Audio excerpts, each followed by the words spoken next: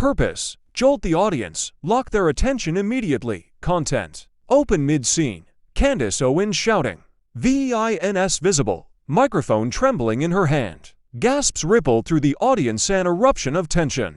Narrator voiceover when Candace Owens unleashed fury on stage. No one expected what came next. Build cinematic atmosphere. Lights. Stage tension. Audible whispers in the crowd. Cliffhanger transition. But Jasmine Crockett didn't flinch. And what she said next left the entire auditorium frozen in silence. The setting was no ordinary stage. It wasn't a casual town hall or a backroom.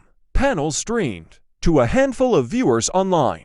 This was a high-profile forum, nationally televised, branded as a conversation, but designed for conflict. The organizers knew exactly what they were doing. They placed two women on opposite ends of America's political spectrum under the same blinding lights, handed them microphones, and told the country to watch. And watch they did. Millions of eyes tuned in, eager to see not just who would speak louder, but who would speak truer. The night carried the weight of something larger than the women themselves. Culture wars had been raging for years over identity, race, gender, justice, and this stage became a crucible where all those battles seemed to converge. Candace Owens, a figure beloved by conservatives for her bluntness and brashness, walked onto that stage with confidence dripping from every step. She came prepared not for dialogue, but for domination, ready to play to the cameras, to spark headlines, to ignite her base. Across from her stood Jasmine Crockett. To some, she was still a rising name in politics. To others, she embodied the possibility of something different and unshakable dignity. A refusal to be baited into theatrics. A symbol of what it means to hold steady under fire. Crockett didn't carry the flash of Owens, but she carried something more enduring: credibility, groundedness, and the quiet expectation that substance would always outlast spectacle. The stakes were enormous, and not just for these two women. To their supporters, this was more than a debate, it was a battle for America's moral compass. Owens represented the America of confrontation, where outrage earns applause and cruelty masquerades as strength. Crockett represented the America of resilience, where dignity in the face of insult becomes the loudest rebuttal of all. The clash wasn't just personal. It was cultural, it was generational, it was deeply symbolic. And as the camera zoomed in, every word carried the power to redefine reputations. For Owens, one viral moment could cement her image as the ultimate conservative warrior, unwilling to bow or bend. For Crockett, one masterful response could elevate her beyond the political trenches, transforming her into a household name synonymous with grace under fire. The audience knew this wasn't just another political spat. This was a moment of national theater. Every gasp, every murmur, every shift in body language was amplified and dissected in real time on Twitter, TikTok, and Facebook. Social media was hungry for a clip that would be replayed millions of times, for the line that would cut through the noise and define the night. And so, when Owens exploded with her tirade, the room understood it wasn't simply an outburst. It was an audition for dominance, for relevance, for control of the narrative. The question lingered: would the force of her fury drown out reason? Or would reason find a way to shine through the chaos? For Jasmine Crockett, the moment was equally decisive. She knew that one slip of the tongue, one stumble, one crack in composure could hand Owens exactly what she wanted: proof that shouting down your opponent was more powerful than standing your ground. But she also knew the reverse was true. With patience, precision, and poise, she could transform this stage into her proving ground. This wasn't just a debate, it was a moment that could redefine reputations. To understand why the tension was unbearable that night, we need to go back to the women themselves. Candace Owens did not step onto the national stage quietly. Her rise was swift, dramatic, and marked by a relentless determination to shock audiences into paying attention. She first appeared in the public eye as a commentator with a knack for cutting through political debates with one-liners sharp enough to wound. But it wasn't the substance of her arguments that made her a household name, it was her style. Confrontational, unapologetic, and unflinching.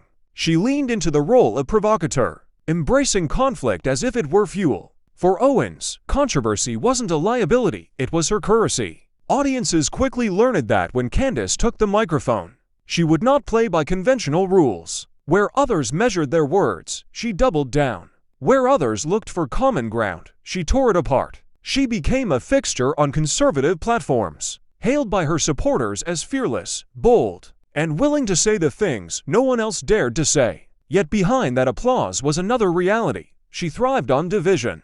The louder the outrage against her, the stronger her brand grew. Her rise was perfectly timed. In an era where politics had become entertainment, Owens provided drama in abundance. She turned every appearance into theater, every argument into a battle, every disagreement into a war. She cultivated the image of a warrior for truth, though the truth itself often bent to the needs of spectacle. Her words, delivered with razor-sharp precision, drew crowds not only of those who agreed with her, but also of those who could not look away. But for all her talk of unity and strength, Candace Owens built her influence on a foundation of division. She preached about American togetherness while labeling entire communities as weak, misguided, or corrupt. She insisted on personal responsibility, but seemed to dismiss systemic barriers that millions of people faced. To her followers, these contradictions were signs of strength, proof that she would not bend to political correctness. To her critics, they revealed a deep hypocrisy, a willingness to fracture communities, while claiming to fight for them. Owens' power came not from persuasion, but from provocation. She knew how to elicit strong reactions, how to dominate headlines, how to make herself the story. In political debates, she rarely sought understanding. Instead, she aimed for domination, pushing her opponents into defensive positions, where her volume and bravado could overshadow their logic. She thrived on those moments when the crowd gasped, when tempers flared, when the spectacle outshone the subject matter. That night on stage, all of these traits converged. Her shouting was not an accident, it was the culmination of years of training, herself to seize the spotlight by any means necessary. Owens was not afraid of being labeled arrogant. In fact, she wore the charge like a badge of honor. To her, arrogance was confidence misunderstood, a sign that she would not back down. But to the millions watching, it became something else entirely, a portrait of unchecked fury, of ego overshadowing reason, of a person so consumed by the need to win that she forgot the power of grace. The contradictions in her career made the moment even more striking. Here was a woman who claimed to champion strength yet resorted to shouting to assert dominance. Here was someone who insisted she spoke for the people, while silencing those who dared to disagree. She told her audiences she wanted healing for America, but her methods left deeper scars. It is this contradiction, the distance between what she claimed to be and what she revealed on stage, that framed her as the villain of the night. Not because she had no convictions, but because her convictions were clouded by performance. Not because she was without intelligence, but because her intelligence was weaponized into arrogance. Candace Owens' rise had always been fueled by spectacle. But spectacle has its limits. It can dazzle, it can dominate, but it can also backfire when met with something stronger than noise. That night, as she thundered into the microphone, as her anger echoed off the walls, her performance seemed unstoppable. Until, that is, she found herself staring across at someone who refused to play by her rules. Because every villain is defined by their rival, and Jasmine Crockett's story couldn't be more different. Long before the blinding lights of a national stage, Jasmine Crockett's story was being written in the quiet corners of courtrooms and community meetings. She was not born into privilege, nor did her path open easily before her. Instead, Crockett carved her way forward, one case, one client, one hard-fought battle at a time. Her beginnings were not marked by spectacle, but by service. The kind of service that rarely earns headlines, yet changes lives in ways that matter. She trained as a lawyer, not because it was glamorous, but because it was necessary. Her work brought her into contact with the people society often forgets, the marginalized, the voiceless, the communities for whom justice seemed like a promise made, but never delivered. Time and again, Crockett found herself standing before judges on behalf of clients who couldn't afford high-powered attorneys, people whose voices were dismissed in systems stacked against them. For her, the courtroom wasn't just about legal arguments. It was about humanity. It was about dignity. The struggles she faced weren't limited to her clients, they were her own as well. As a black woman in a system still riddled with barriers, She knew the weight of stereotypes, the sting of dismissal, the constant demand to prove her worth twice over. Yet instead of being worn down, she transformed those experiences into armor. Each challenge she overcame gave her another layer of resilience. Each door slammed in her face became another reason to push harder. What made Jasmine Crockett stand out was not simply her ability to win cases, but the way she carried herself through them. Calm, collected, unshaken by provocation. She brought the same steadiness to every fight. She understood that true strength doesn't always roar. Sometimes it whispers. Sometimes it's the refusal to be rattled when everything around you is designed to make you crack. This quiet strength became her signature. Her rise into public service was a natural extension of that calling. Crockett didn't step into politics for spotlight or spectacle. She did it because she had seen, firsthand, the consequences of broken systems, and she refused to stand on the sidelines. In the halls of power, she carried the same fire she had in courtrooms, speaking for those whose voices were often drowned out in political noise. But unlike so many, she never confused volume with power. For Crockett, power was persistence, preparation, and the courage to face hostility with composure. It wasn't always easy. Her career in public life brought new forms of attacks, dismissive remarks, attempts to undermine her credibility, calculated efforts to paint her as less than what she was. Yet Crockett never let those insults define her. Where others might lash out, she met disrespect with discipline. Where others might crumble, she steadied herself and pressed forward. Each slight became proof of why she was needed in the first place. The people who followed her journey saw in her something rare: authenticity. She didn't posture for the cameras, didn't contort herself to fit someone else's mold of leadership. She was unapologetically herself, and that honesty resonated. Two young people of color, two immigrants, two women who had been told their voices didn't matter. Jasmine Crockett was more than a politician. She was validation. She was possibility. That night on stage, all of these experiences, the courtroom battles, the political struggles, the personal scars came together. They became the well from which she drew her strength. As Candace Owens raged, Jasmine knew she didn't need to match fury with fury. She had been through storms before, storms far harsher than this one. And each time, her calm had been her anchor. Each time, her resolve had carried her through. What made Crockett's presence so powerful wasn't simply that she was prepared. It was that she was prepared in a way Owens could never anticipate. Owens thrived on chaos, on forcing others into reaction. But Crockett had spent a lifetime refusing to be shaken. She had built her career on steadiness, on patience, on the belief that dignity itself could be the sharpest weapon in any confrontation. That calm, collected aura was no accident. It was forged in struggle. It was born of long nights preparing cases that seemed unwinnable, of being underestimated and proving critics wrong, of carrying the weight of communities who needed her to be strong when they couldn't be. It was the product of years of walking into rooms where the odds were stacked against her, and walking out with her head held high. And so, when she stood on that stage, her composure wasn't a performance. It was who she was. Every moment of her journey had prepared her for this. Every trial had been a rehearsal. Every setback had been a lesson.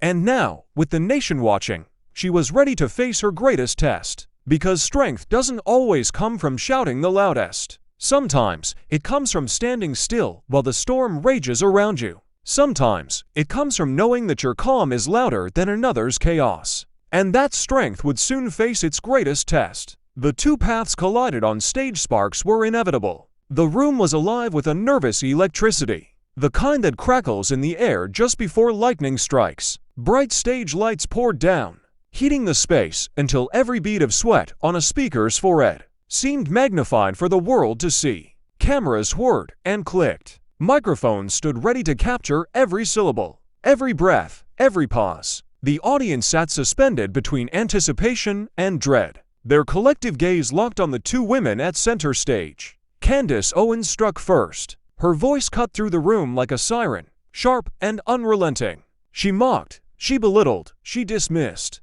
Each word was a dart thrown with precision, designed to pierce and provoke. She called Crockett naive, out of touch, unprepared to deal with the real America. She raised her eyebrows in condescension, gestured wildly with her free hand, and leaned into the microphone as though daring Jasmine to break. Her performance wasn't measured, it was a spectacle. And Owens' new spectacle sold. The audience gasped, laughed nervously, shifted uncomfortably. Some clapped in scattered bursts of support, while others shook their heads, stunned by the sheer force of Owens' aggression.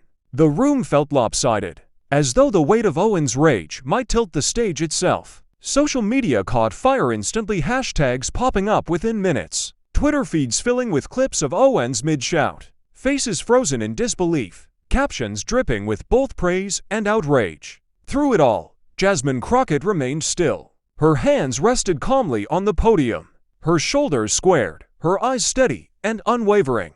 She did not interrupt, did not roll her eyes, did not let her composure slip for even a moment. Her silence spoke louder than Owens' fury. It was a silence that unnerved, that unsettled, that forced people to lean in closer to see what she would do. Owens noticed. The more Crockett refused to react, the more Owens pushed, raising her voice higher, her tone sharper, her attacks more personal. She dismissed Crockett's career as insignificant, questioned her intelligence, even mocked her appearance in passing jabs meant to draw blood. But Crockett did not give her the satisfaction of a flinch. Instead, she locked eyes with Owens, a quiet defiance radiating from her every movement. The audience began to sense it. This was no ordinary debate. This was a clash of styles, of strategies, of worlds colliding. One woman fought with volume, the other with silence. One fueled by arrogance, the other grounded in dignity. The contrast was cinematic, impossible to ignore. Whispers spread in the crowd. "Why isn't Jasmine fighting back?" Someone murmured. "Just wait," came the reply. Phones lit up as live tweets carried the tension. Across the internet, Owens is shouting, "Crockett's calm is unreal. Who's really winning here?" Commentators began drafting their takes before the debate was even over, sensing they were witnessing a viral moment in the making. And still, Crockett held her ground. Her posture was steady, her breathing even, her gaze locked as if she were studying Owens, waiting for the perfect moment to strike. Her restraint wasn't weakness, it was preparation. She was letting Owens unravel, letting her words pile higher and higher until they collapsed under their own weight. The crowd could feel it, though they couldn't quite name it. The suspense was unbearable. The silence between Crockett's measured breaths louder than Owens' tirade. People leaned forward in their seats, phones hovering in the air to record what they knew might be history. It wasn't just about who was right anymore. It was about who could hold the room, who could embody the America that millions watching at home longed to see. And in that moment, even without speaking, Jasmine Crockett began to take command of the stage. But no one could predict how Jasmine would finally respond. The moment stretched like an eternity. Candace Owens' final words still echoed through the hall, hanging heavy in the air. She had unleashed everything: mockery, scorn, fire, but her opponent still stood silent, unshaken. The lights glared down. The audience shifted restlessly, waiting. This was the moment Jasmine Crockett had been holding for. The moment the entire night had been building toward. She lifted her chin slightly, leaned toward the microphone, and spoke. Her voice was low, measured, calm, but with a firmness that demanded attention. "You know," she began, pausing just long enough for the silence to deepen, "I've spent my entire career listening to people shout. Judges shouting, opponents shouting, critics shouting. And every time, I've learned the same thing. The louder someone yells, the less they actually have to say." A ripple moved through the audience, gasps mixed with nervous laughter. Candace's eyes flickered, the faintest sign that the jab had landed. But Jasmine didn't stop there. She kept her tone steady, each word deliberate, carrying the weight of someone who knew her truth couldn't be drowned out by noise. "You call me naive," she continued, "because I still believe in justice, in fairness, in dignity. But what's really naive is thinking that screaming at people is how you change minds. What's really naive is mistaking arrogance for strength. And what's really naive," she leaned in just a little closer, "is believing that America is moved by anger instead of hope." The hall erupted with applause before quickly settling again, as though everyone realized instinctively that something historic was unfolding, and they didn't want to miss a word.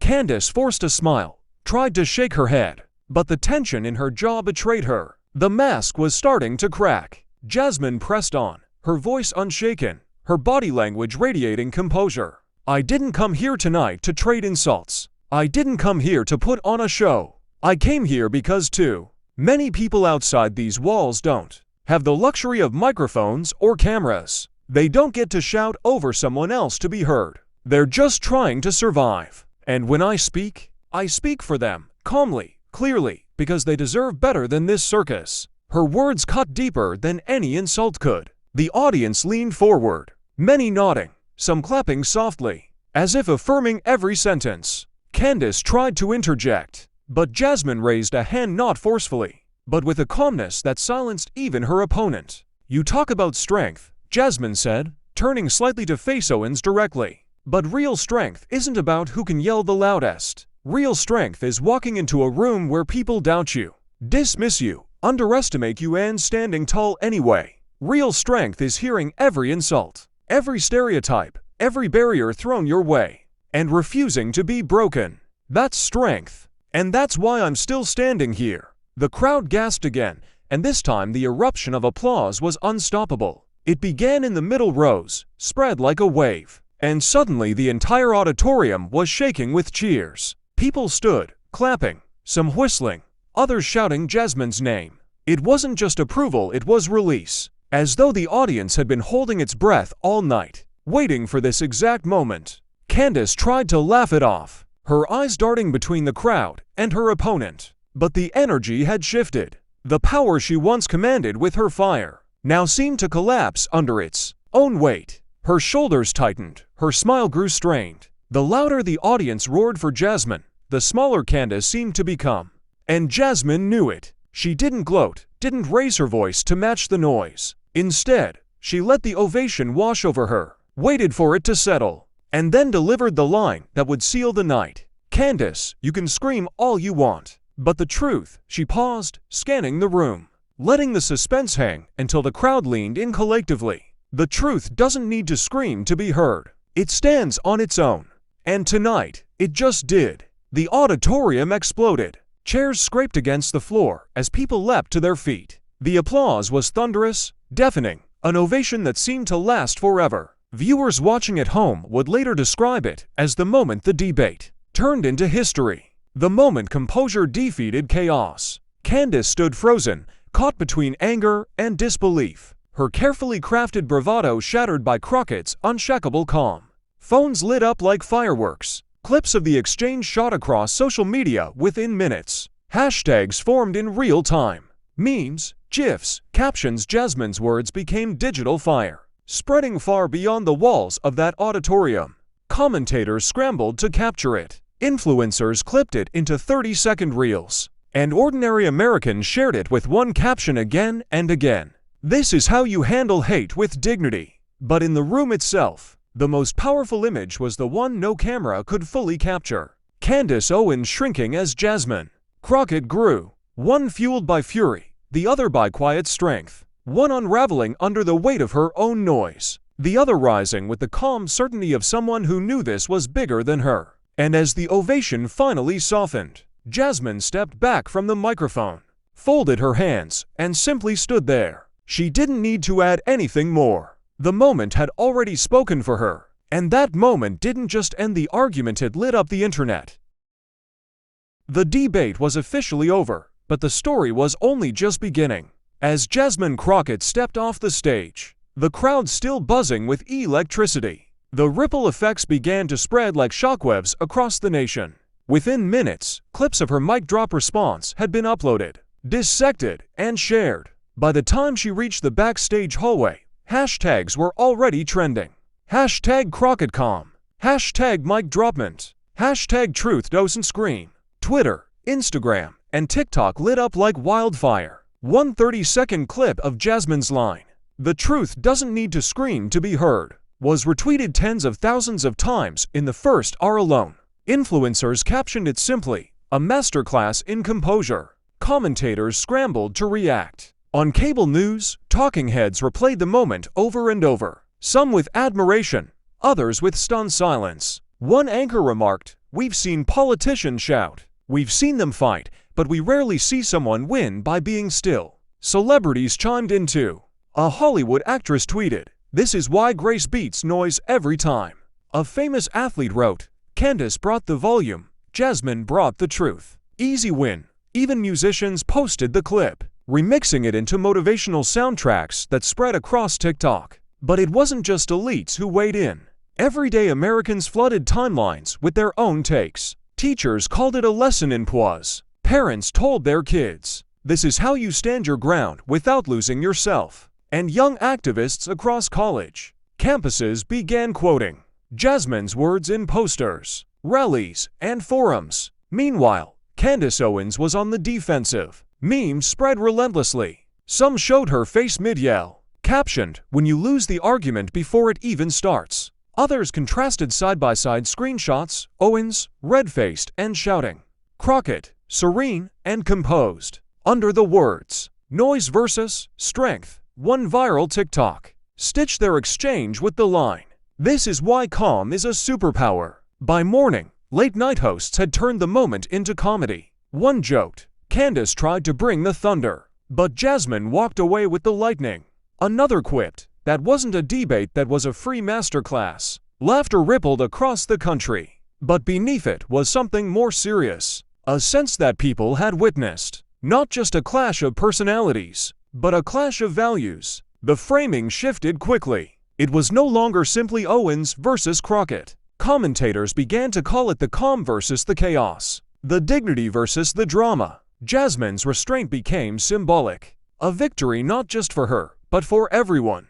Tired of a political culture built on shouting matches, even conservative circles normally aligned with Owens had mixed reactions. Some admitted privately that Crockett's composure had been devastatingly effective. Others warned that Owens had handed her opponent a viral moment that would live for years. And they were right. The clip didn't fade after 24 hours. It kept circulating, reaching new audiences, sparking fresh discussions. College debate clubs replayed it as an example of rhetorical control. Leadership coaches used it in seminars on composure. Even corporate HR trainings referenced it in lessons about conflict management. Owens, once celebrated for her sharpness, suddenly found herself mocked for overplaying her hand. Her confidence had been rattled, her brand dented. For once, she wasn't controlling the narrative. The internet was. And the internet had chosen Jasmine Crockett as the victor. It wasn't just about winning an argument anymore.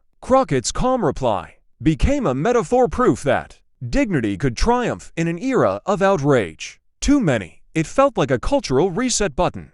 And in living rooms, classrooms, offices, and church halls, people repeated the same line, "The truth doesn't need to scream to be heard." The shockwaves had reached far beyond one stage, one debate, or one rivalry. Something deeper was taking shape. But beyond the headlines, something deeper was revealed. When the dust settled, when the memes slowed down and the trending hashtags gave way to the next day's news cycle, the heart of the story still pulsed. It wasn't just about Candace Owens and Jasmine Crockett anymore. It was about what their clash revealed about us, the audience, the voters, the citizens searching for truth in a world of noise. On one side stood rage, sharp, fiery, relentless. It tried to overwhelm, to intimidate, to drown out reason with sheer force of volume.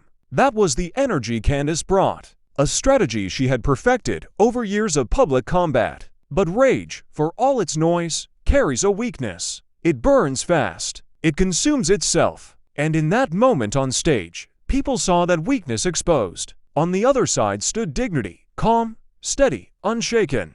Jasmine Crockett embodied it fully. She didn't match fire with fire. She didn't give in to the bait. Instead, she chose stillness, precision, and strength. Her composure wasn't weakness, it was mastery. And in doing so, she flipped the script on what power looks like. The lesson cut deeper than politics. It echoed into everyday life. Because all of us, at some point, stand in our own version of that stage. At work, when a colleague lashes out. At home, when arguments spiral. Online, when trolls push for a reaction. The instinct is to shout back, to fight noise with noise. But Jasmine's moment showed something different. Sometimes the most devastating response is calmness. Her reply became more than a clapback. It became a mirror. It asked people to reflect. What wins in the end, rage or dignity? And the answer, clear as that standing ovation, was dignity. Think of the moral arc of the night. Owens believed power came from dominance, from being the loudest, from forcing others to bend under pressure. Crockett showed that true power doesn't need to shout, it simply stands firm, rooted in truth. And when rage met dignity, rage collapsed under its own weight. That is why people couldn't stop sharing the clip. It wasn't just entertaining, it was instructive. It reminded us of something we'd almost forgotten in the age of viral arguments, that stillness can be stronger than screaming, that calmness is not silence, it's control. The inspirational crescendo was clear. In the end, it wasn't the loudest voice that won, it was the strongest. The crowd may have cheered Jasmine, the internet may have crowned her the victor, but the real win was something larger, a collective reminder that we don't have to surrender to the culture of outrage. There is another way, and it is stronger. And that's why this moment will be remembered far beyond politics. And so, the headline lived up to its promise. Candace Owens may have screamed with all the force she could muster, but Jasmine Crockett's reply, calm, measured, undeniable, stunned the entire crowd into silence before igniting thunderous applause. That moment wasn't just a clash of personalities. It was a living reminder of a timeless truth. Power doesn't always roar. Sometimes it whispers the truth. And when it does, the world can't help but listen. If you felt that shift, if you felt the weight of Jasmine's calmness against the fury of chaos, then you already know why this story matters. It's not about politics alone. It's about each of us standing in our own storms, choosing whether to rise above or sink into the noise. That's why we tell these stories, not to glorify arguments, but to uncover lessons hidden inside them. Lessons about resilience, dignity, and the kind of strength that doesn't need to shout to be heard. If this moment moved you, if you believe more people need to see what true strength looks like, then don't let it end here. Subscribe for more powerful breakdowns of moments that shape our culture. Share this story with someone who needs to be reminded that calmness can conquer chaos. And most importantly, join this community, a space where truth matters more than noise, and dignity always outweighs outrage. Because in the end, moments like these remind us of something simple yet profound. History doesn't just remember who shouted the loudest. It remembers who stood firm, spoke truth, and left a mark on hearts and minds. And that's exactly what Jasmine Crockett did on that unforgettable night.